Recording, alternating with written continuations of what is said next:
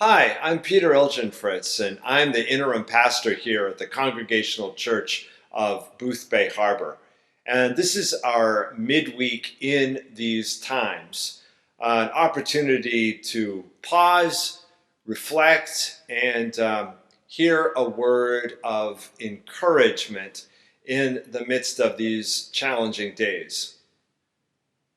The last months have been full of lament and full of grief as we all individually have walked through particular letting go of things that are different, things that are not the same, and as indeed as a whole world as we've had to walk through the same. Every time we have a particular grief, it of course touches a much wider grief in which we live.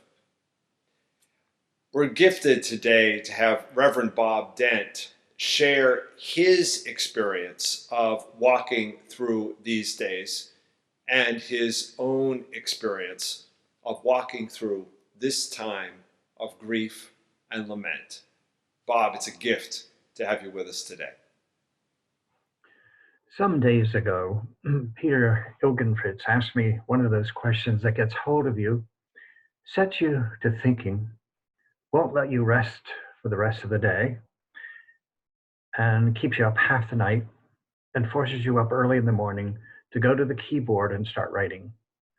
The question was, what have these days been like for you?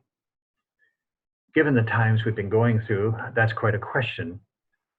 I guess my awareness of the seriousness of the pandemic in the United States began to dawn on me around the beginning of Lent, or maybe a little before. Now, I don't know what Lent is supposed to feel like for the average minister necessarily, and it may surprise you that as a retired minister, there's a certain heaviness about Lent, maybe darkness is a better word. It generates an awareness of everything that's wrong, of our finiteness, and even of death itself. It invites us to take the journey with Jesus toward the cross.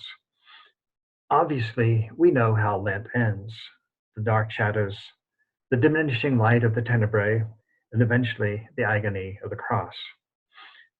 Given the fact that my wife was hospitalized early on in this time period with all the symptoms of COVID-19, that my brother-in-law was bedridden with MS, with healthcare workers coming and going twice a day, carrying who knows what kind of germs with them, and the personal struggles I was hearing from former youth group members in my last church, who are now doctors and nurses, working without the needed protective equipment, anxious about bringing the virus home to their families, and a virtual granddaughter being in a very serious accident.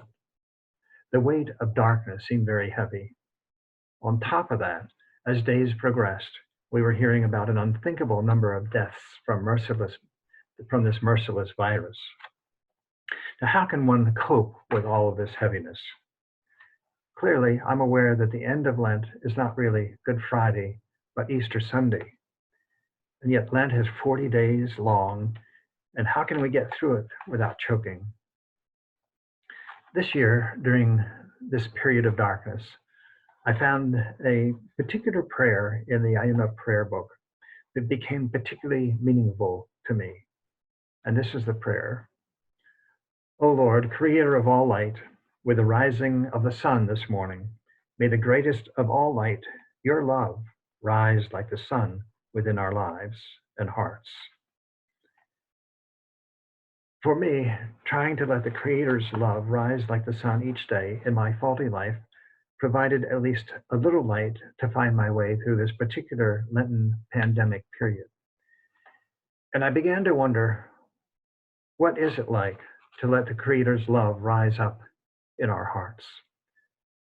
Some days I wondered more and more how I was functioning. But then at times the imagery of the 23rd Psalm became part of that light for my pathway. For it reminded me that the shepherd is here to protect us and sometimes to carry us through difficult terrain or to bring us back home. Phone calls with my brother-in-law, Larry, became an illustration for me of the light and love that God can bring into our lives. He fought MS for the past number of years, but in the last few years, his mobility declined from braces and scooters and fully motorized wheelchairs to the last 6 months being bedridden, having the use of only one arm or hand. Enough, however, to be able to text and to talk on the phone. A conversation with him, one might think, could be very depressing, but it was totally the opposite. He was upbeat, delighted to hear from us, commenting about the latest picture we might have sent him, always interested in other people's lives, and never really complaining about his terrible circumstances. If I were to put a musical background to those conversations, it would probably include in it at least a trumpet fanfare, along with some quieter string contemplative music. Music has always been, for me, a source of inspiration and healing. For me, the Brahms Requiem of all requiems is my favorite. It refrains from the dirge-like sounds of some requiems and has a brightness and hope about it that points forward toward the resurrection. What a delightful surprise when I discovered on YouTube the Easter service from my former church. The organist choir director of that church incorporated into the Easter service that central piece of music with full chorus and orchestra, which he had conducted at the church from the Requiem in a prior year. You've probably heard that piece of music.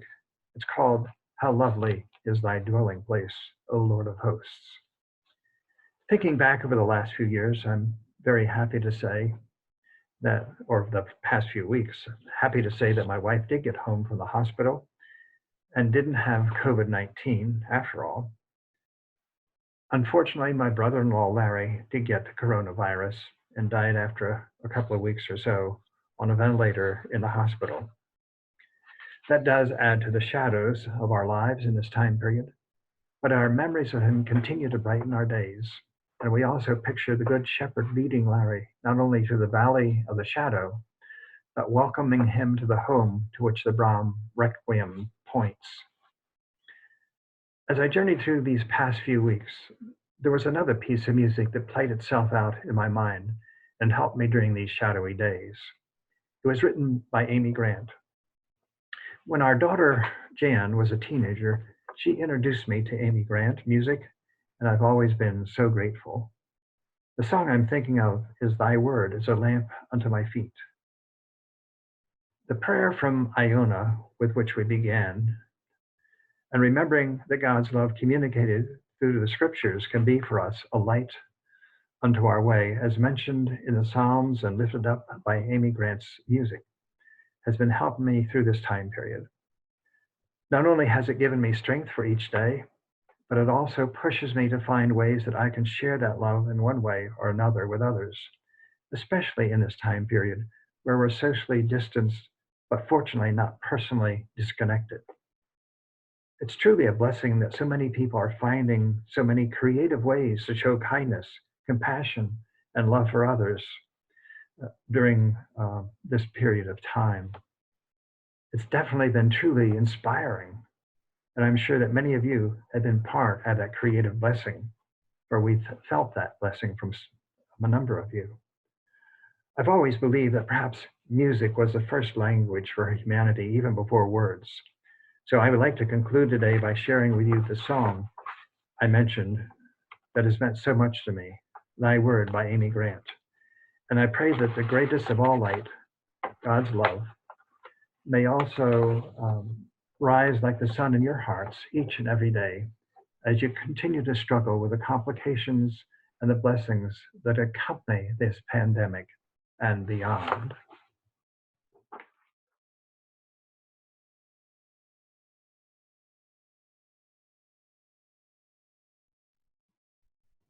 Blessings on you all.